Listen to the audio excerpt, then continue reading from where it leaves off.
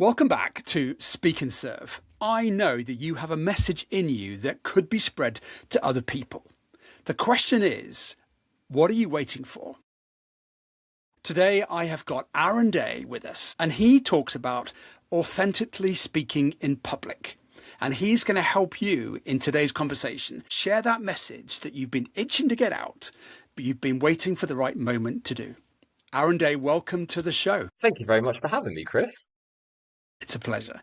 Aaron, just to set the scene, if you were to meet somebody walking down the street in Durham and they met you and they didn't know you and they said, So Aaron, what is it you do? How would you describe what you do? I guess there are two sides to that particular identity, as it were. So the first thing that I would sort of describe to them is I am a sixth form college teacher. I specialize in teaching media and mass communications, and I'm really passionate about it. I love being able to help young people have a literacy when it comes to media.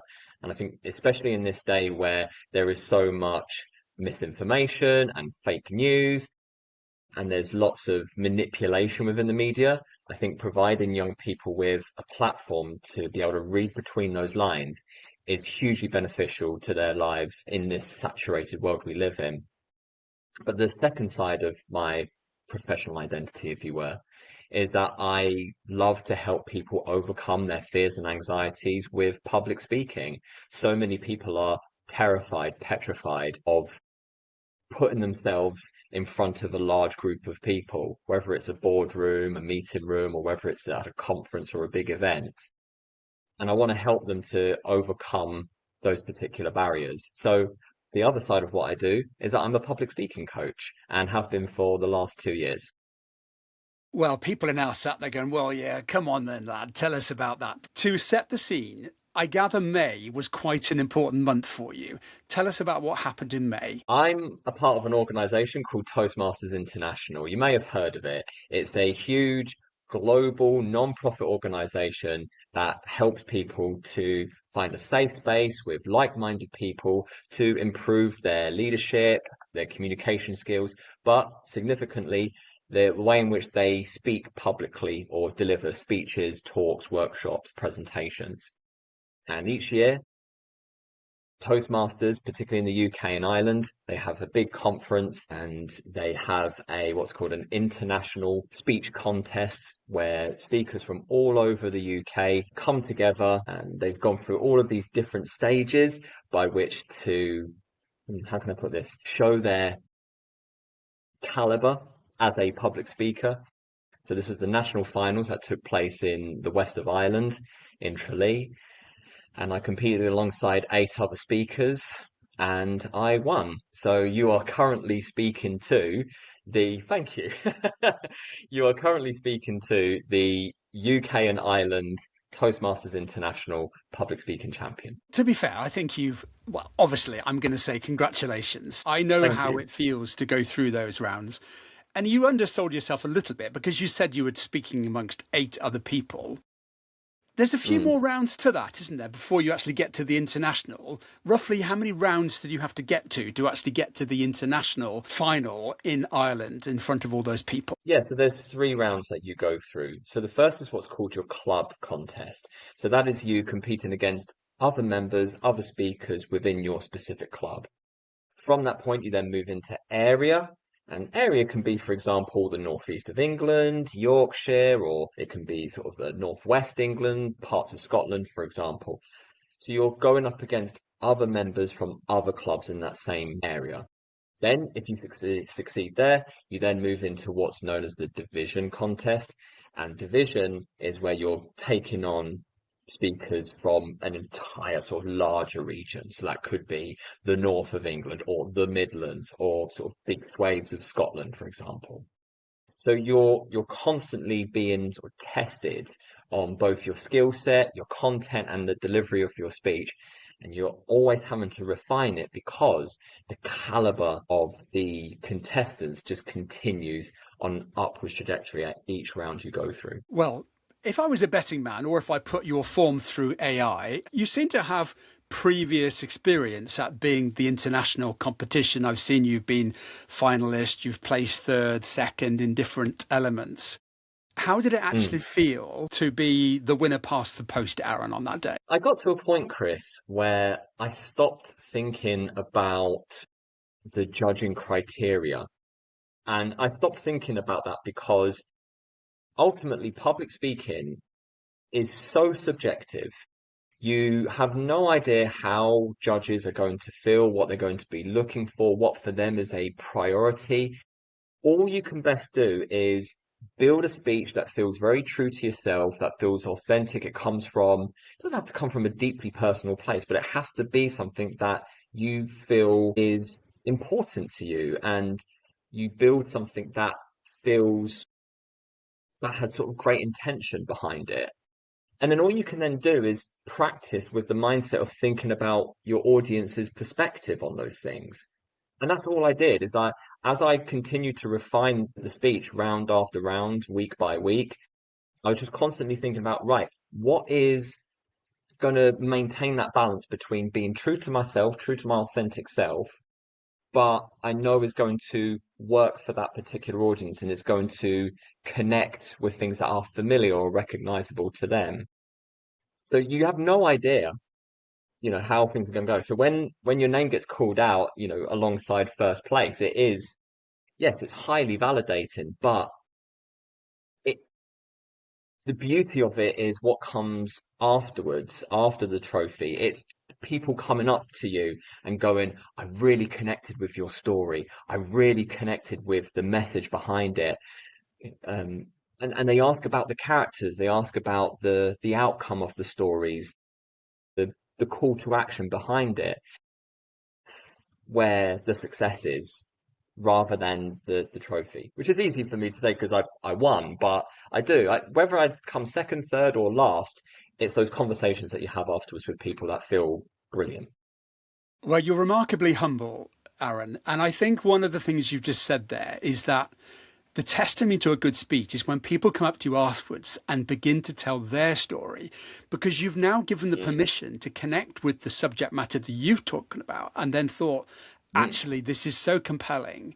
I now need to share my experience with Aaron. And therefore, from the start of the conversation today on this show, it was, how do we allow people to talk? In your speech, allow people to do that.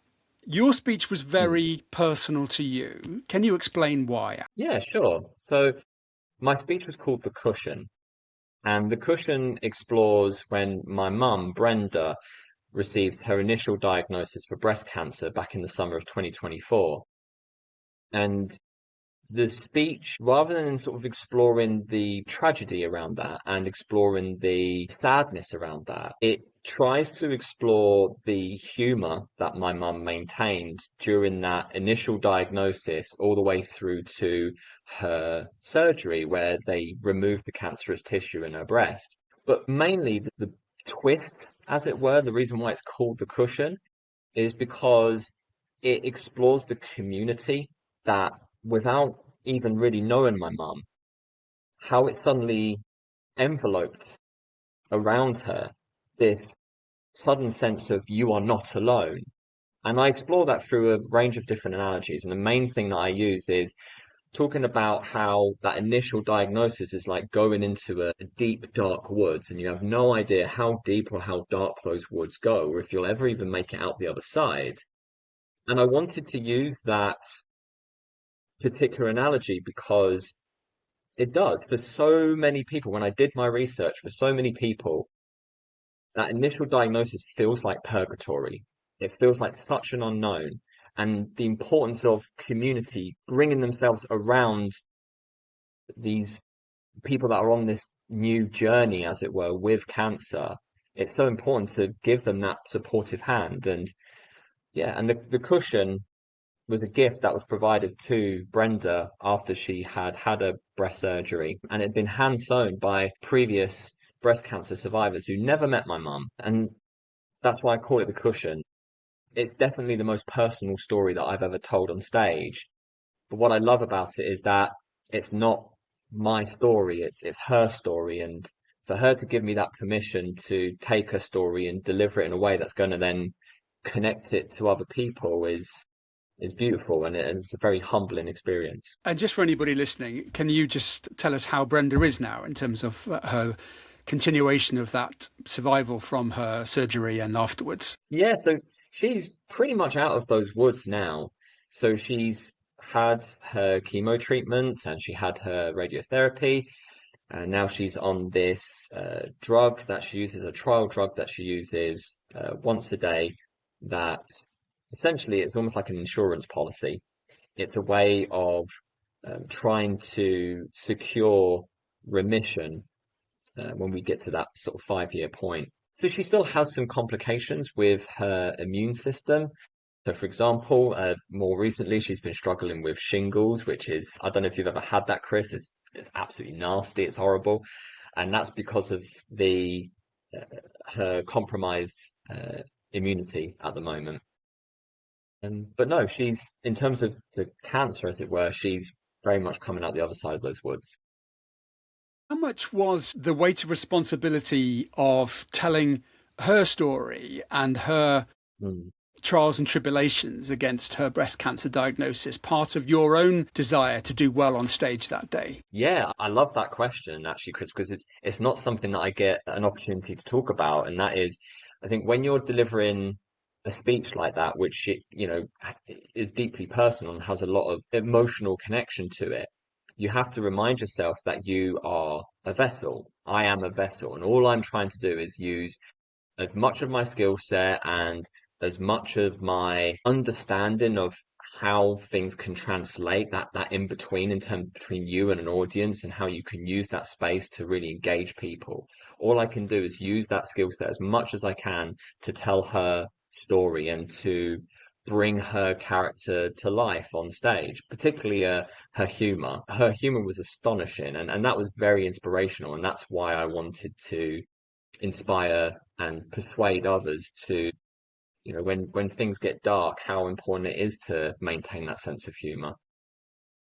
Has Brenda heard the speech yet in terms of how you've delivered it? So she's read the script. She knows all the different cues within it. She understands the sort of the key message running through it. No, she's not seen the speech in full yet.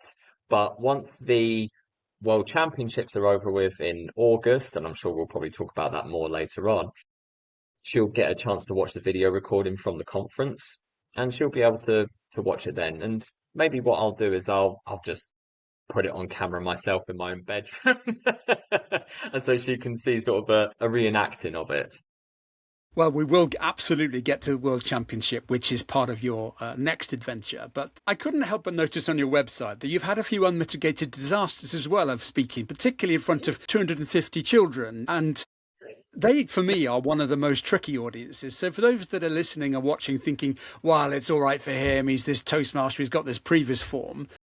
Tell us about some of the dark days of speaking when it's just the moment that you think, get me out of here with the quickest hook probable and get me off stage. I've definitely had more stinkers when it comes to speeches and presentations, Chris. Probably more so than I've had successful speeches, certainly. And I look at those moments with a lot of love and a lot of positivity, because it's a trope, but those mistakes that I made helped me to be the speaker that I am today. So when I first started as a young teacher over 15, 16 years ago now, I thought I was God's gift to speaking. I thought I had all of this arrogance and I had all of this overconfidence. I was like, yeah, I can go up on stage. Yeah, I can entertain the masses. Yeah, they're gonna feed off of every word. I'm gonna have them in the palm of my hand. And I remember my head teacher at the time, a lovely guy called Richard Bain, said, Aaron, how would you fancy doing an assembly for from year 7 through to year 11, Monday through to Friday? I said, yeah, I'd love it. He said, you can have it on whatever topic you like, as long as it's themed around school values and so on. So I thought, you know what? I'm going to do a speech. I'm going to do an assembly about kindness, and about why it's important to be a kind individual. And I decided to keep the exact same assembly from year 7 through to year 11. So on the Monday with year 7, It went okay. I had, some nice smiley faces, a few students leaning forward. Yeah, right. On the Tuesday was fine. And then gradually as the week went on, things started to change. And it was the Thursday with year 10, 14 to 15-year-old students, just starting their GCSE journey. And there I come, swanning in, telling them about how important kindness is, which, it is important to be kind to others. And then I just started to see the eyes glaze over, the yawning, one pair of students sort of just elbowing each other, sort of distracting one another. And I must have been about 5 minutes into the speech, and I'll never forget his name. His name was Jake, and he was renowned to be a little bit of a joker, a little bit of a clown, as it were. And he shouted from the back of the hall, 250 kids. And I'll remove the swear word that he said. I'll put in something else. He went, "Here, Mr. D," in his Mackham accent, Sunderland accent. "Here, Mr. D, you're effing boring, man." Like that. And the whole room just erupted in and laughter, and teachers turned around and tutting and all sorts. And it totally threw me, Chris. I found it a horrendous moment. And I can't quite remember how I dealt with it, but I think I took myself way too seriously, way, way too seriously. And I think I said to him something like, "Oh, that's not what kindness is about," or something like that. And I remember afterwards, I went to Richard's office, and he just said, I said to him, "I'm not doing assemblies ever again. If you think I'm going to do year 11 on Friday, no chance."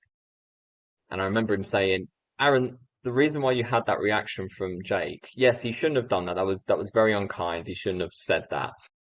But the reason why you got that reaction is because you weren't thinking about them. You weren't thinking about the students. You weren't thinking about what they need in that moment." And that was the first time that I learned the three key words, Chris, and you'll know this: know your audience. You've got to know your audience, especially when it comes to young people, because they will not tolerate rubbish. They will not tolerate them being just sort of spoken at for 15, 20 minutes. They'll show it through their body language like we do as adults, but we're more subtle with it, right? They're much more explicit with it. So growing up in terms of my occupation as a teacher I've learned through those experiences how to manage expectations, but how to really understand and know who your audience is. And I'm curious, Jake, being the bid I am at the back of the room, had you turned the tables and said, "I tell you what, Jake, why don't you speak to us all tomorrow?" What do you think his reaction would have been to that? Oh, I think his reaction would have been, nah, no chance. I think he would have, he was being a classic heckler in that situation. But I also think that there's two things going on there. One, I think he understands when he's not feeling a sense of connection with whoever is the speaker. He wasn't respecting my message. He wasn't respecting what I was trying to do in that moment. And that's fair enough. It didn't work for him.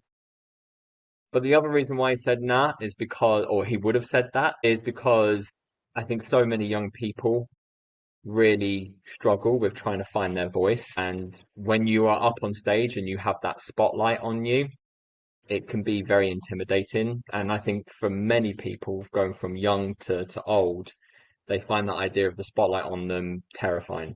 I think he probably would have been the same. So how did you pick yourself up from that? "Why are you boring, man?" moment to then carrying on your path of becoming an international speech competition winner in the UK and Ireland, Aaron? What would be your salutary lessons to start somebody on if they were beginning to think about speaking in public? Listen, the most important skill that I learned from that day was to be a better active listener and to write down the thoughts and the motivations and the traits, the desires, the needs of the people around you. And the more that it's a classic sort of Stephen Covey phrase, seek to understand before you seek to be understood yourself. I'm paraphrasing there. And I think doing that meant that I no longer started seeing building assemblies or building CPD workshops as an opportunity to create a big ego trip for myself. Instead, it was much more about, right, what do they need from me? what can I offer them? What can I gift to them that is going to be of use to them? And I think that's the most important, that's the central thing that I've kept all throughout my time as a teacher, and then into my time being with Toastmasters, and then with my public speaking coaching, is to just be an active listener as much as you can. When you started introducing yourself to that stranger, you talked about your two identities of becoming a teacher and also a speaker. Which Mm. one for you gives you more drive and purpose? Is it the Jake that could find his voice, or the ability to tell your pink cushion story to an audience that connects to your own sense of purpose? That's a really good question, because they come with quite different feelings of fulfillment, Chris. I think the public speaking coaching, especially when you have been working with someone for a number of sessions or a number of weeks, and you see that transformation over a period of time, and you see the outcome of it. For example, somebody who wouldn't even dare speaking in front of 3 or 4 people end up going to a Toastmasters club night, speaking in front of 20 people, and winning the table topics ribbon, and they've done that impromptu public speaking on the spot, and they've been great with that. And that sudden realization that they have in themselves of, oh, I can actually do this, and it's not as scary as I thought. That is really satisfying. That's really fulfilling. But then the other side of it, in terms of me being able to deliver speeches and talks that I think are going to be worthwhile to audiences, comes with a different type of fulfillment. And that fulfillment is much more about building relationships and getting a sense of expanding your world and expanding your horizons beyond just the self. So I have to admit that of the two, the coaching side of it definitely has a wider variety of fulfillment, whereas the speaking is an opportunity to just build those deeper relationships with people, and so it feels a little more streamlined. When I've listened to you on some sessions, you talk about speaking as a spiritual opportunity to connect. Describe Mm. further what you mean by that, if you can, Aaron. Yeah, sure. So, for example, Chris, are you a spiritual person in any sense or form? Well, I wouldn't say I have a particular religious connection to what we would define as Mm. spirituality. However, I do completely connect with the thought process that a speech can take people into places of imaginative thought that is potentially a spiritual awakening for them. So that's the way I would describe spirituality from my perspective as a speaker. But Mm. that's my answer to your question. Yeah, no, absolutely. I agree with you. So for me, I'm not a deeply religious person. I don't affix myself to a particular religion or religious community. But what I do find that when I practice public speaking and I think deeply about the discipline of public speaking, and I explore it and I discover aspects of it, I find that especially when I'm in front of an audience and I'm practicing public speaking, whether that is in its unpolished or polished form, there is something about the in between. You no longer are thinking about I as speaker and it as audience, to sort of paraphrase Martin Buber from sort of the 1920s. You're thinking much more about I and thou. It becomes much more of this connective experience between you and the audience. And it's the reason why I use as much audience participation that I do in my speeches. It's the reason why I love to get my audience to work and build a sense of meaning with me as a speaker, because I understand that the audience is not this thing that I have to try and overcome or win over, or to try to sell something to them, but understand that public speaking as a discipline is a way of being able to create connection, to see the audience as a universal whole, rather than these things to win over, or to trade with in some shape or form. So I guess maybe spiritual perhaps is a broad term.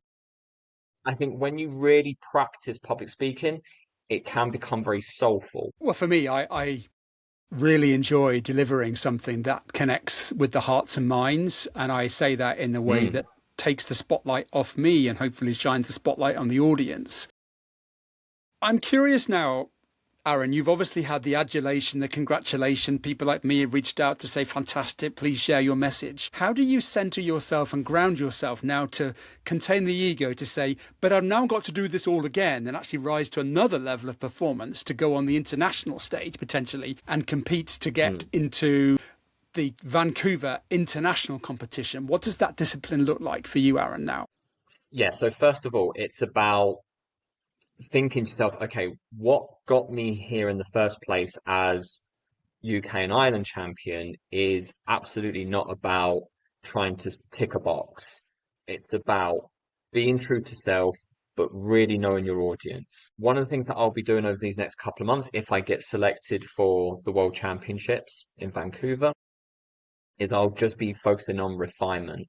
And I'll be thinking about, right, who is going to be that potential audience in that convention center in Vancouver in August time? And so I'll be practicing ways in which I can maybe slightly adjust certain cultural phrases or cultural terminology. Maybe I'll be thinking about highlighting or exaggerating particular words that I know will have more meaning for the audience.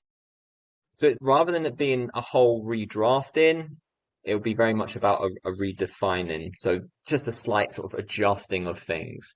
Because I think by this point, the speech and the meaning behind it is solid. It's just about just changing certain semantics around it in order for it to work for a slightly different audience. And that's all it takes. Well, I'm looking forward to seeing some of those steps come together. As part of your delivery, people often ask me, do they work on a script? Is it on auto prompter? Does he remember it word for word? What's your process for making that speech go from a thought process to actually delivered on stage in a way that even if you lost your way with a flash or something distracting, that you would still be able to pick up the pieces and carry on in an authentically almost unique way on that day so that it doesn't feel scripted or templated? That's a really good question because the audience is different every time. The speech should be slightly different each time. You've got that main topic or core message that you want to deliver to your audience, but it should be different every time because you should be in the moment. And, as you're working through your speech, listening in and responding to audience movement and their non-verbal communication and so on. So what I often tell the people that I work with when I'm helping them with their public speaking anxieties or helping them to prepare for maybe a talk or a workshop that they're delivering is I always say that words are important because they're the key way in which you get your message across. But words are also really fragile.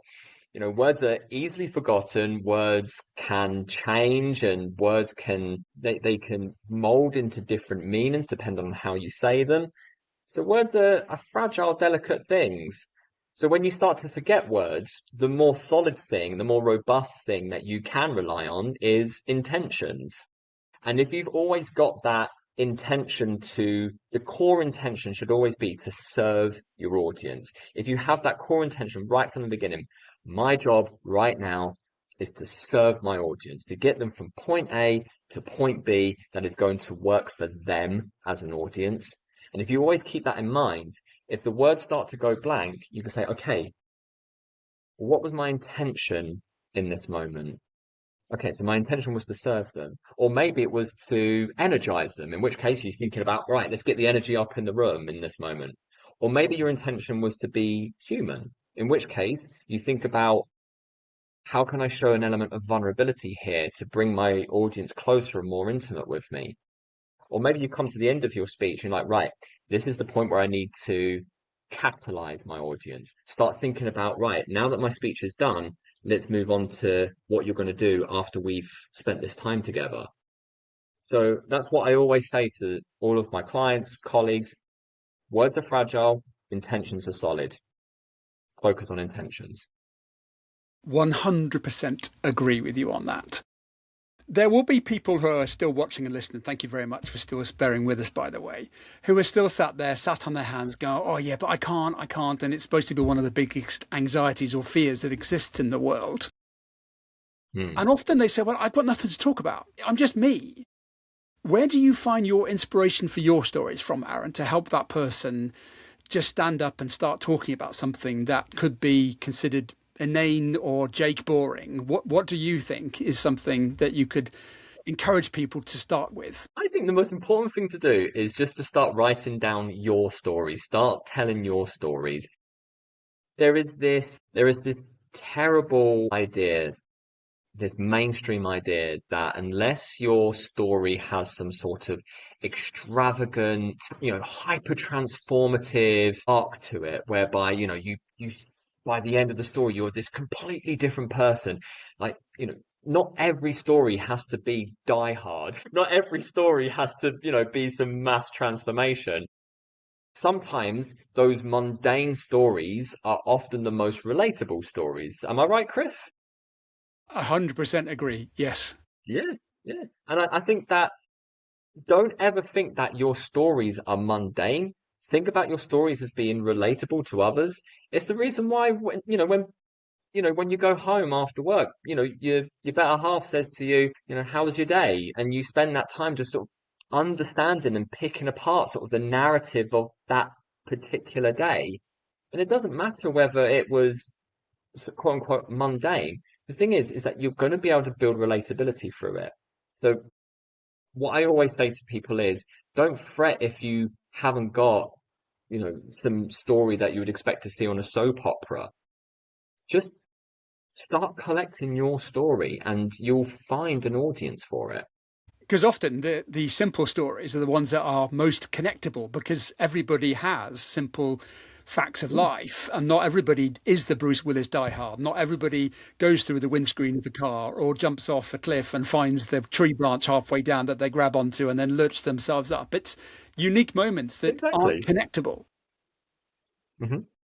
And what Yeah, about the and person it's that not and is... it's not based in realism either. I completely agree. Yes.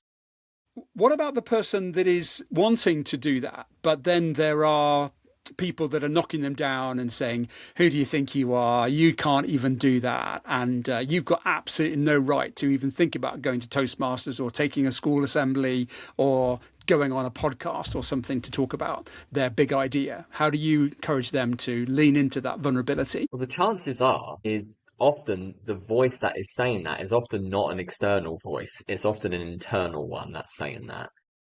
And I'm very lucky that I've always enjoyed public speaking. I've always enjoyed the challenge of it. I've always had, it doesn't matter whether I'm delivering a speech to, 100-year 12 kids who I know really well, or whether I'm delivering a professional development workshop with colleagues that I've known for years, or it's a brand new audience at a Toastmasters conference. I always get that little anticipatory anxiety, always. And I think it's not about trying to overcome that. It's about trying to harness it and about accepting the fact that you're always going to have that little bit of anxiety just before you get into the throes of what you're there to speak about. But I do think that when we talk about that internal voice, a lot of my clients often talk about imposter syndrome. They feel like they're what they find valuable or the ideas that they feel they would love to share. They don't think other audiences are going to engage in that. But it's more often than not, it's the self-catastrophizing that goes on up here. It's as I said, that imposter syndrome. And sometimes it's just about finding a safe space by which you can play and experiment with public speaking. And there was an amazing speaker at our club in Durham, wonderful speaker called Carla Helena, who's not living in the UK anymore. And she talked about her first time of being at Toastmasters as it felt like a laboratory. So that if she smashed a beaker or a flask or she got the centrifuge wrong or whatever it might be, I'm butchering this analogy, by the way, Chris. she didn't, it didn't matter because she was playing with public speaking and she was with like-minded people that were going to give her constructive feedback. So my advice to people who are not sure of whether they should or shouldn't go and do public speaking is go to Toastmasters, go and explore that, or go to any other organization that helps people get over those fears of public speaking. if they're a good club or if they're a good organization, they will create the environment that allows you to experiment and play without fear of judgment. Well, I can wholeheartedly agree. And you and I have both been in rooms where we've probably seen shrinking violets turn into absolute soaring butterflies just because of the constant iteration and being comfortable, being uncomfortable, and knowing that there's a supportive tribe in the audience willing them on to succeed. Yes. Your first iteration of that speech that you did, the pink cushion, when was that exactly compared to actually delivering it last month? You mean in terms of when I first started devising it? Well, when you first devised it or delivered it, yeah, when was that? So the very first time that I delivered the cushion was in October 2024. So this was 2 months after my mum got her initial diagnosis, and it was about a week after her surgery was a success. So I felt comfortable in terms of being able to deliver the story. And it was in its very raw form, in the sense that it wasn't particularly engineered, but I knew the different cues that I wanted to build into the speech. And so, yeah, so October 2024 was when I first devised it.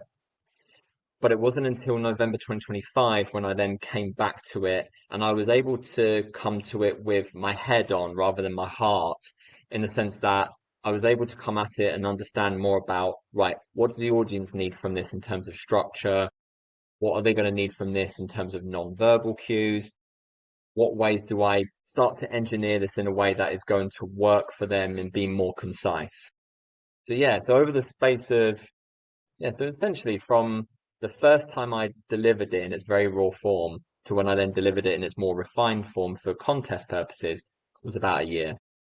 And when you delivered it for the first time in that raw state, how much of a feeling did you have at that stage that, well, this is something that is different? I think it was the first time that it was when I delivered it at my club, it was when somebody immediately came up to me. Usually there's this little bit of time where people, when you deliver a prepared speech, when people just write down a few notes, then they pass it on to you. I didn't receive anything at all. And I think it was because at the first opportunity, so that break within the meeting, people just rushed up to me and just wanted to have a conversation with me about it, rather than sort of writing the sort of feedback and giving it to me in a note form. They seemed desperate to talk and converse about it and attach their own personal meaning to the story and to the speech.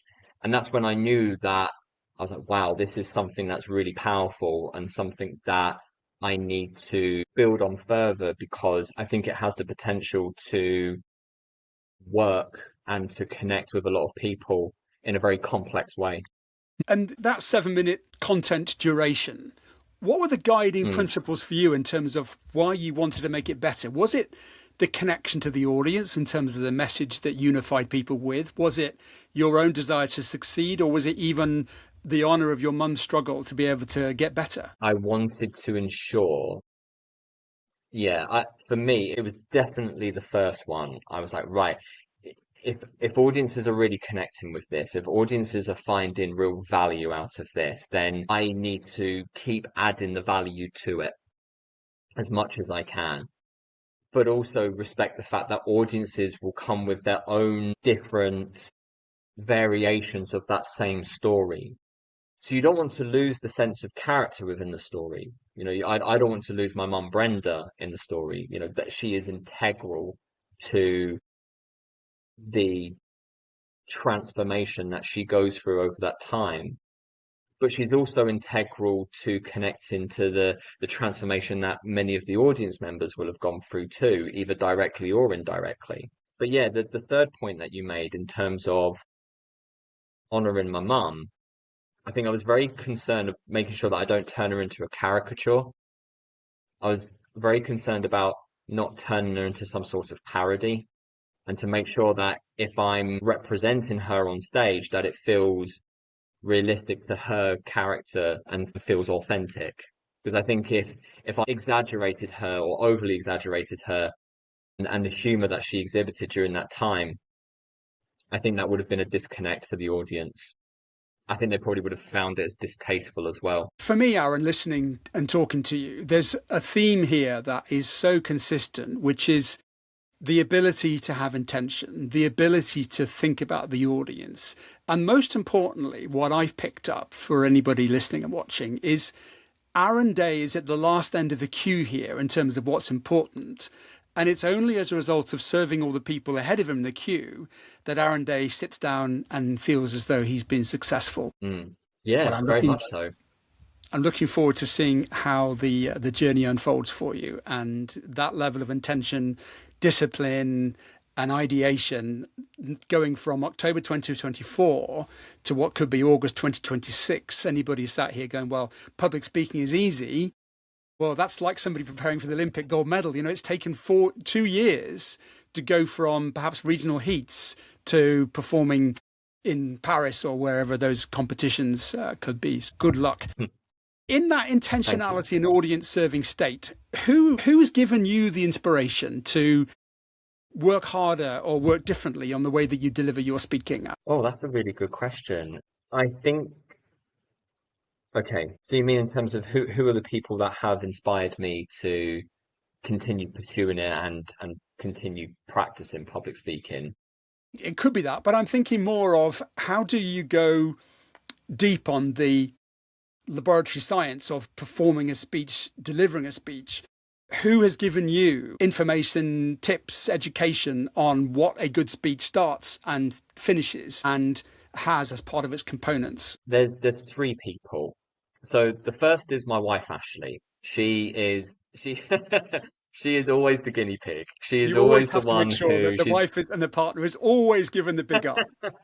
Good tip there, yeah, exactly. absolutely. Yeah, so she is always the person who, when I write a new speech or I'm refining an existing one, she's always the one that sits on the sofa and tolerates.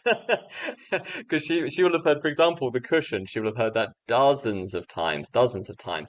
But she also knows what a good speaker looks like and sounds like because she's been to lots of different conferences and events in terms of the line of work that she does. And so whenever she is giving me feedback, I always take it on board. The next person is somebody called Alfie Joey. Now, Alfie is a Northeast-based comedian. He's a presenter. He's really well regarded in the Northeast of England as great. He uses wonderful humor and he has brilliant delivery that allows him to create really positive rooms. And that's why he gets booked for things like, hosting conferences, charity events, award ceremonies. And last year, I had a great opportunity with him and his colleague Cal Halbert to do what was called a confidence through comedy course. And it was we spent 7 weeks together building stand-up comedy material. And at the end, you had to go and deliver that stand-up material to a room of fully paid punters. It paid like 10 quid to get in through the door. So the expectation is really high. And the work that I did with Alfie, one of the things that he was really good with me was helping me to be a more concise speaker, which I'm not being that, but he helped me to understand that if you're going to use humor in a speech or you're using your humor in stand-up comedy, allow the jokes to propel the story. So allow the punchlines to push the story and the narrative forward. Because he was saying himself, like my storytelling was really good, but what wasn't landing was those consistent punchlines and allowing them to really properly land. And so doing that course and then getting the feedback from that has then really helped me with my public speaking, and especially in terms of balancing humor within speeches too. And the third and final person is my mum. I've spoken a lot about her in this time together, Chris, but my mum and my dad, they've been very helpful and been great guides to helping me understand why I'm doing what I'm doing. And I love both of them. I love my wife and I love Alfie and many, many people that have helped me along the way. All right.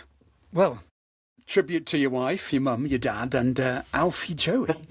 And back to stories.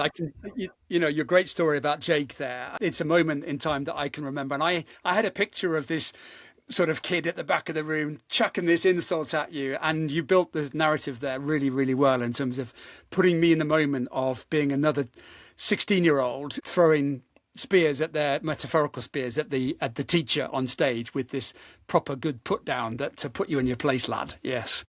Yeah. So moving forward after August, you've got obviously aaronday.co.uk as your website. Without breaking any contractual obligations to your teaching, what does the next 12 months look like for you in terms of blending speaking and teaching? Yeah, so I'm going to be growing the business more from August, September onwards. So I'll still be an A-level college teacher, so I'll still be doing that. I still find lots of value and purpose in that, but I'm starting to find more opportunities with helping organizations and helping individual clients with their public speaking anxieties and fears. And so I'm leaning myself in that direction and seeing where the opportunities lie there as well. Well, if you've enjoyed Aaron's intentionality and his servitude today, then obviously, as I said, aaronday.co.uk is a place where you can go and find him. I always finish the podcast or an interview with your 3 habits for leading a long and healthy life. Before you drop those to us, what have I missed today that when we click off, you would have loved to have given everybody listening or watching a thought to think about as part of your own rhythm towards speaking? I believe that public speaking is a gift economy. And what I mean by that is when you're on stage and you are speaking with your audience, not at them, when you're speaking with your audience, that you understand that you are offering them a gift. And if you can keep that in your mind and you can say to yourself, my name is Aaron, for example, my name is Aaron and I have a gift for you. And this is how I've packaged this gift. And what I want you to do with that gift is I want you to then take it forward and then pass it on to somebody else. Yeah. Public speaking and speeches should not be something that should be sold or hoarded or kept to yourself. Lewis Hyde talked about this, but he talked about it in relation to art. I'm paraphrasing here by linking it to public speaking. So the next time, doesn't matter whether it is data driven, like in a boardroom meeting, or whether it's nighttime chat, offer your speaking as a gift to others.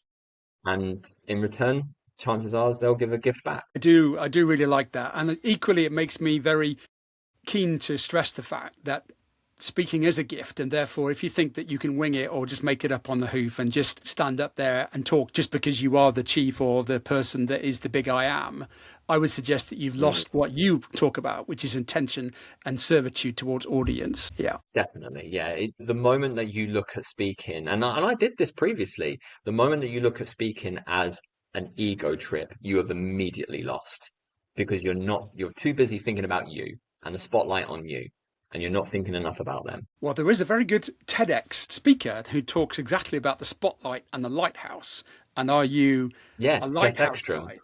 Yes, that's the lady. Thank you. What was her name again? She's great. Jess Ekstrom. I suggest everyone follows Jess Ekstrom on LinkedIn or Instagram, wherever it might be. She is very inspirational, and she runs an organization called Mic Drop Workshop. And I think she's fantastic with what she's doing in terms of trying to inspire and persuade women from different factors of life, different sectors of work and industry, to help them to find their voice and to go and be paid or unpaid professional speakers, but mainly just to help them to find their voice. I think that the work that she's doing over in the US is fantastic. So yeah, look towards Jess Ekstrom. Well, if you've missed the pronunciation of that, I will take 3 links today from this series. One is obviously Aaron Day's website. The second one is Toastmasters International. And the third is Jess's TEDx speech that we can all go back and listen to. And I think 12 million people have watched it already. So you're in good company there recommending that one, Aaron. What's your gift to us then in terms of the 3 ways that you would implore people to live if they're going to have a long, healthy life, Aaron? I've thought about this a lot, Chris, because when you first asked me, I ummed and ahed and I moved between all these different sort of tropes, and I thought about, how can I be new age here? And I just thought, actually, do you know what? Just speak from the heart with this one. I think the most important way to lead a very healthy life is to not be afraid to be vulnerable in front of others. That doesn't mean that you start trauma dumping on everybody around you, but what it does mean is that do not be afraid to be a human and accept the making of mistakes, because the moment that you do that, the moment that you are given permission to everybody else to make mistakes too. And by that, you then grow together. You can then listen to other people's mistakes that they've made and you can laugh about those things, or you can, find solace in those sorts of things. So yeah, for me, be vulnerable. Okay. Any others, or is it that's the whole overarching tip to leave it a long, healthy life, being vulnerable? Yeah, okay. Other things that I like to do. So I like to be physically quite active. I enjoy running and I enjoy being down at the gym. I enjoy team sports. I think that the more that you can be physically active, I think is hugely beneficial. I think a million and one people would also say that, but I think that especially as we become more atomized in this society, and I think more that online culture tries to keep us within our own little echo chambers and our own little bubbles. I think it is important to try and build the physical well-being alongside the social well-being. I'm a proud member of South Shields Harriers running athletics club, and for me, going down there and training with others and being a part of that sporting community is really key to my well-being as well. Very good. So vulnerability, physical activity in community seems to be three strands there that you would encourage others to do. Well, Aaron, I've Absolutely. really enjoyed the conversation. Thank you for being authentically you as you promised to be. And also on behalf of my club, York, Old Elvet, and then the North, and then the UK, I wish you so much success with delivering the next stage of your speaking adventure for Toastmasters. But overall, I really hope that you stay true to yourself, which is to think about audience and think about an intention. And then as a result, I'm sure Aaron Day will be tremendously successful. Thank you so much for your time today. Thank you very much, Chris. I really appreciate it.